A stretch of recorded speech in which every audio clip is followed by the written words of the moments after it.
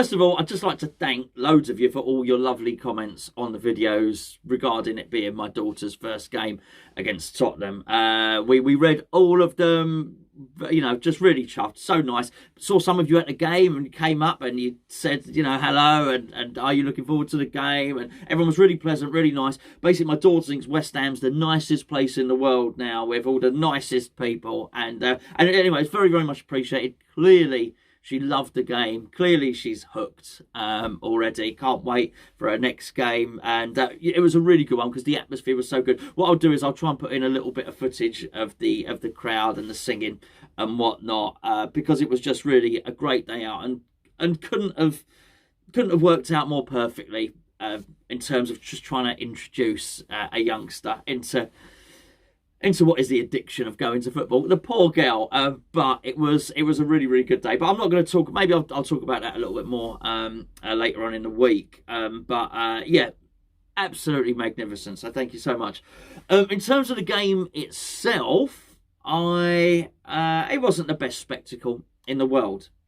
But she didn't care. I mean, you know what you like. The first time you ever go to a stadium and you can't believe how big it all is. And there's so many people. It's the most people she's ever seen in her life. And you've got to remember, she's had last 2 years of COVID, which she don't really see anyone. So to see that many people, it was quite amazing. So I think it didn't matter that the game didn't have loads of oohs and ahs like it might do because it was Tottenham. The crowd were loud. I mean, really, really loud. In fact, I'll try and put in a little bit of footage now.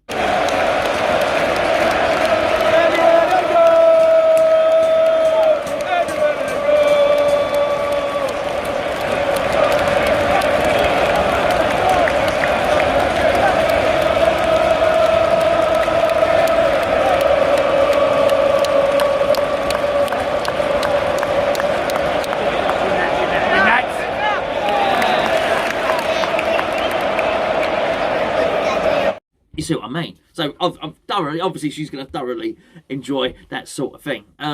But from a game perspective, for us seasoned watchers of football, it wasn't the greatest game in the world. It was a bit of a tactical battle, but there were some really, really interesting duels going on in this game. Zuma was absolutely magnificent. He seemed to repel anything that Tottenham wanted to do. I think what I'll do is I'll talk about the game in a little bit more depth, maybe in tomorrow's video, because this is really going to lead on to what I want to talk about, which is attitude, and particularly the attitude of Declan Rice, who, if I'm perfectly honest, I've just recorded my player ratings video with Gio. I'm struggling to find new things to say about Declan Rice. He's that good. He is already one of the best players I've ever seen at West Ham. We recorded that video afterwards, actually, which unfortunately I had to take down because of a copy. We got a copyright strike, which was so Tony and my old man, and we were all chatting. But because it was playing music in the background, YouTube picked up on the music in the background, and they wouldn't let me publish the video, which is obviously a bit of a shame. Because I wouldn't actually include Sweet Caroline in my video if given the choice, but it was in there anyway. And it was quite apt because when we were recording it, it had all the West Ham legends behind us, and Billy Bonds was there, and I thought, you know what, there's people make the comparison with Bobby Moore, and obviously I didn't see Bobby Moore play, but I know what Bobby Moore did. But I did see Billy Bonds play, and I'll tell you what, there's a drive and a will to win in that man, Declan Rice, and some skill and the adaptability to play almost anywhere on the pitch, which certainly reminded me of Gonzo, very much so. Which I just thought was in stark contrast with Harry Kane. And I only speak about him for a number of reasons. Number one, I felt Harry Kane was directly responsible for the goal. Only found that out later on. I knew in the stadium that Mikel Antonio's marker was responsible for the goal, but I didn't know it was Harry Kane. I found that out afterwards. And certainly the way that Declan Rice decided to drive our team forward, and the way Harry Kane didn't drive his team forward, put into context of the comparison that was made between the two players earlier on in the week, and particularly with a view to value and whatnot. Because Declan Rice was the best player on the football pitch yesterday. Zuma won man of the match. I wouldn't take his champers, his bubbly. Do they still give him bubbly? I don't know. I wouldn't take his bottle of man of the match champagne away from him. I wouldn't do that. Zuma deserved it because he was magnificent. But he was bettered by one man on the football pitch, and that was certainly Declan Rice. Before we go any further, this video is sponsored by the One Football app. You can click it in the link below. If you want to read more about Declan Rice, you want to read more about Kurt Zuma, if you want to read all about West Ham, download the app. It's free. Use the link. And when you register it and when you sign up for the app on your phone, you just click on it that you support West Ham. It'll give you all the West Ham news. Excellent on a match day, but even when it's not a match day, all the West Ham stories in one place, sent straight to your mobile phone. Click the link below. I know you've come from Hammers Chat. So Declan Rice, I just...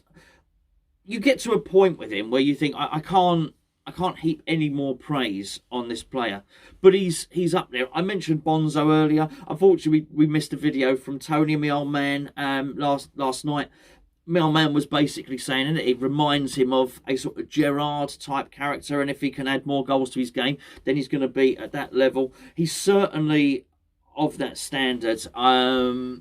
I really do wonder what we'd do if we lost him. I do also think that, and this is where it boils down to it, I think the attitude and the drive and the will to win probably means we'll probably get what we want to get for him in terms of value. I'm not sure Tottenham Hotspur will be able to say the same thing with Harry Kane. Because look, Harry Kane wants out of Tottenham.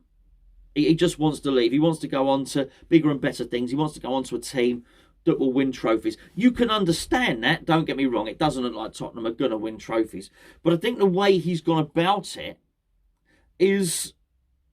shows up a little deficiency in his character. And I like Harry Kane. I don't slag Harry Kane off in this channel at all. I really don't. Ever since he had that wonderful World Cup for England, I said, I'm not going to slag Harry Kane off. I'm not slagging him off at all. But I do think he's let the fact that he wants to leave Tottenham get on top of him. He was a shadow of his former self. I thought he was awful in that game. Got a really, really good look at him, and he was nowhere near on the level that Declan Rice is. There was a point actually where Fornals had jumped up. Fornals has been fouled. I don't think the guy spat on him particularly, but everyone jumped up. There was a bit of a melee. All the players were in together. And Harry Kane and Declan Rice were both near the referee. It was quite a funny little incident. I just thought Declan Rice carried more authority in it. And at one point, I thought, well, Declan Rice in an interesting situation because this is the England captain. You can't really be seen to be pushing the England captain away. But you know what he did? I don't think he cares. I think he carries more authority than him anyway. And I just think it's in stark contrast with Declan Rice. Now, I know Declan Rice hasn't done the whole public thing that Harry Kane has done with Gary Neville. Do you remember the interview Harry Kane did with Gary Neville about him wanting to leave and so on and so forth, and that Daniel Levy should probably accept whatever he gets? I paraphrase, of course, but that's roughly what it was. Declan Rice hasn't done that. Declan Rice has been nothing but respectful for West Ham, but the stories coming out are that Declan Rice doesn't want to sign a new contract. It's basically West Ham shouldn't offer Declan Rice a new contract. He doesn't want to sign a new contract. He wants to leave. He wants to leave and join a team that can win trophies. Now, I've got to say, at the moment, I think that's more likely to happen at West Ham than it is at Tottenham. Look at where Tottenham are in the league. West Ham are above them. Look at what Tottenham are doing in Europe. They're third in their group. West Ham are top of their group. We've won all our games. I can't believe the bookies did it. The bookies made West Ham favourites for the Europa League. Look, clearly we're not. Clearly we're not favourites. But you would say the trajectory of the two clubs at the moment, Tottenham have at best plateaued. Maybe they're dipping. West Ham are on the rise. But even if Declan Rice does want to leave, Declan Rice hasn't thrown his toys out the pram. Declan Rice is carrying on improving. He's driving his teammates forward. He's being totally respectful to West Ham. And he looks like, to me, the best player, the best midfielder, certainly, in the Premier League at the moment. It's pointless. I understand that here we're comparing apples with oranges, okay? Comparing a midfielder to a striker. And it's not like I would sit here and compare, when I say best player in the Premier League, compare Declan Rice to Mo Salah. I'm not comparing the position they play in. I'm comparing them in terms of drive and of motivation and what they offer their team. And actually, even though Harry Kane is the England captain, Declan Rice is much more of a natural captain and natural leader than Harry Kane is. And you couldn't fail to be impressed by him then. And I've said this before, and I'll labour the point again. I'll make it as quickly as I can. I feel that Declan Rice has to play well against every team for the opposition fans to look at him and say, okay, yeah, we get it now. Basically, Declan Rice has got to run amok against your team before you realise how good he is. He's underrated. He is absolutely underrated. When it came out that maybe we might be looking for £100 million for him, the vast majority, aside from West Ham fans, are saying that's too much. No way he's worth that. Well, he is. And I think he's actually worth more. And I think he'll get more. I think we'll get more for him. You've only got to look at that. It was frustrating driving home, by the way. It's the first time I've driven to a game in a long, long time. We went and drove, and then we drove, parked at a station, took a couple of stops.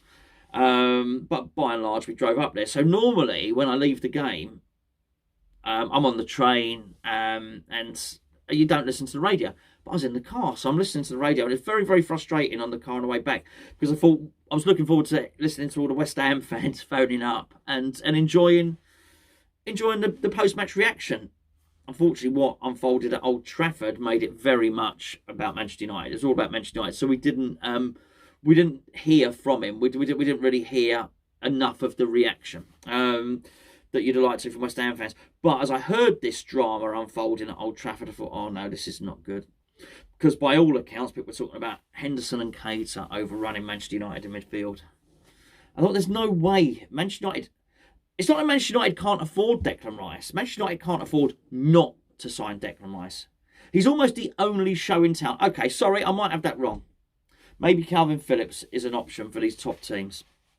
Who's, again, a wonderful player.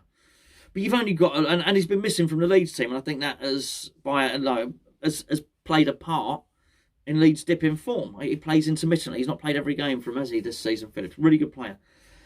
But I think you've got to sign Declan Rice. If you can't get Declan Rice, you might go and get Calvin Phillips. But that's who you've got to get. And I think you might look at it at the other teams. You might look at how dominant Liverpool are, and you might look at how dominant Man City are, and Chelsea. Those three are better than everybody else, aren't they? I think you can see it in terms of their performances. You can see it in terms of the breakaway in the league, and where West Ham are. Can West Ham be the fourth best this season? Well, I'll tell you what, I'm not complaining at that. That would be a great thing to do. At the moment, we are. Will we finish there? I don't know. It might happen. What happened last season? We might finish sixth. But I'll tell you what, we're in a little group of clubs vying to be in that position, and certainly Tottenham would be one of those clubs, although it's not going particularly well for them. They may end up chopping and changing their manager again. But my point is, those top clubs, even as good as they are, as elite as they are, they're not going to be able to resist bidding for Declan Rice, because he is that good. Declan Rice gets into all of those teams. He does. Look, Keita and Henderson played well yesterday, really well. They were sizzling Liverpool. But don't tell me that Declan Rice doesn't get in to the Liverpool team ahead of Jordan Henderson. He does. Because we know this. He gets into the England team ahead of Jordan Henderson now. He just does, as simple as that. As good as Chelsea are, and Chelsea are really good, and let's not be swayed by 7-0 against Norwich. I don't know. Norwich got some really frightening stats, actually, in their last... I think something like Daniel Farke's game, his last... I don't know what it is, the last 30 games. I don't know, they've scored 3 goals. I'm not sure what it is. They've got hardly any points. They're awful. So let's not judge Chelsea on putting 7 past Norwich. Let's wait until we've played Norwich. I'll tell you what, I bet when we play Norwich, they don't have Daniel Farke there anymore. Anyway, that doesn't matter. I digress. My point is, as good as Chelsea are, they have to buy Declan Rice. And as good as Manchester City are, they need to buy Declan Rice. I think they might feel that they possibly need a striker. I don't know. They're playing this different weird system now. Everybody's going to want to buy Declan Rice. I guess in many respects, we're lucky that it appears that the Premier League are the only league in world football at the moment with lots of money. Because otherwise, Real Madrid or Barcelona would be interested in Declan Rice. Obviously, PSG are going to have money. Because it's not based on TV deals or sponsorship or anything like that. They've got oil wealth. They can go and buy him. Newcastle, if they're as rich as we all think they might be, forget it. he won't go there because they're not high-profile club enough. So I think you're going to have a big battle between 4 teams for Declan Rice's signature. And I also think that there'll be people looking to bring in Harry Kane. But I think they've gone about it 2 very, very different ways. Harry Kane will be purchased because actually his value is dwindling. He's having a big old sulk up at Manchester, at Tottenham, but there's a very, very good player in there. So I think he will get bought. And here's the point, and here's the title of the video. I think Declan Rice will be bought for very, very different reasons. Declan Rice's value is rising. 2 different players in, you might say, similar situations, similar standings in a game, but handling their situations very, very differently. So will Harry Kane go to Man City? Well, he may well do. But he's trying to force the move out of there. He's trying to force the price down. Will Declan Rice go to Man City? Well, he may well do. But his performances are forcing the price up. I don't want to sell him. I really don't. I think we've got a shot of keeping him. But we've got to qualify for Champions League or win that European tournament. It doesn't seem as... We can't, can we? I don't think we can. I don't think we can, because that just sounds absolutely preposterous. But the trajectory of the team is such that we're doing so fantastically well that I think it might be something like that that would convince Declan Rice to sign a new contract. But regardless of what happens, and clearly we all want to stay at West Ham, I do feel we're witnessing the makings of a Premier League great. And we've certainly at the moment got a world-class player on our hands. To answer my own question, and to answer the question that was asked last week about the value of the comparative players, the comparative value of the 2 players, I do. I think Declan Rice is worth more money than Harry Kane.